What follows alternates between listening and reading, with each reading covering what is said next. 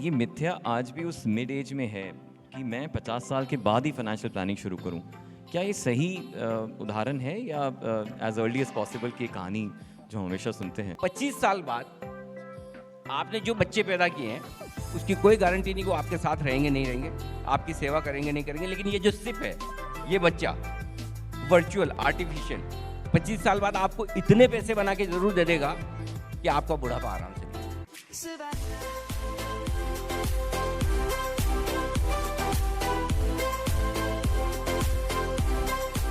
क्या एज होनी चाहिए इस फाइनेंशियल प्लानिंग के लिए?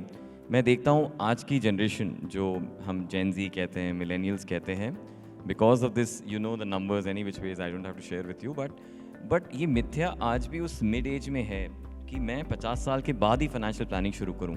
क्या ये सही उदाहरण है या एज अर्ली एज पॉसिबल की कहानी जो हम हमेशा सुनते हैं? कल से ही जो जा चुका है, आने वाला नहीं। एब्सोल्युटली। हाँ, वो सही समय था फाइनेंशियल प्लानिंग करने का।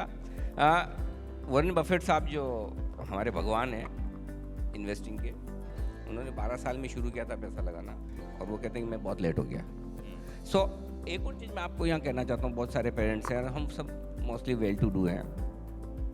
मेरे पिताजी जो करते थे, मैं बताना चाहता हूँ कि हमारे फादर हमें पॉकेट मनी देते थे, और उस पॉकेट मनी का सिस्टम उन्होंने कैसा रखा था कि आप ये पॉकेट मनी है, जो करना है खाओ पियो खर्चा करो, जहाँ भी करना है आके मुझे हिसाब दे दो, और जब आप हिसाब दे दोगे तो वो पैसे रिएम्बर्स हो जाएंगे, और रिएम्बर्स हो जाएंगे मतलब आपकी पॉकेट मनी पूरी पूरी सेफ है, उसको सेव कर लो। सो हमें शुरुआत से ही बच्चों को, अब जैसे बहुत सारे लोग के तो सबके बच्चे बड़े हो चुके होंगे, लेकिन अब आप में से कई लोग दादा बनने वाले हैं, राइट?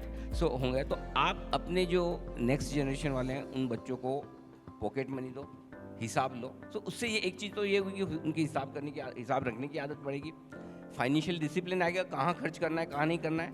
उन्हें ये डर रहेगा कि मेरे पेरेंट्स को, मेरे दादाजी को पता है कि मैं कहाँ खर्च कर रहा हूँ। इसके अलावा पैसा बचाने की आदत होगी। जो पैसा वो बचाते हैं उनको आप सीधा है ना बैंक में जाके डिपॉजिट करने को बोलो इनिशियली, तो उनको बैंकिंग करने की आदत पड़ेगी।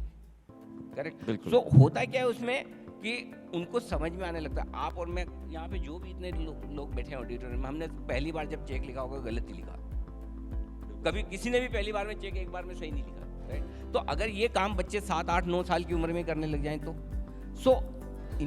जो फाइनेंशियल प्लानिंग की शुरुआत है वो बच्चों को तब नहीं करनी चाहिए वो 25 साल का हो जाए, पढ़ लिख ले, फर्स्ट जॉब आए और उसके बाद में वो बचत करना शुरू करे ना, उसके पहले से डाल दीजिए।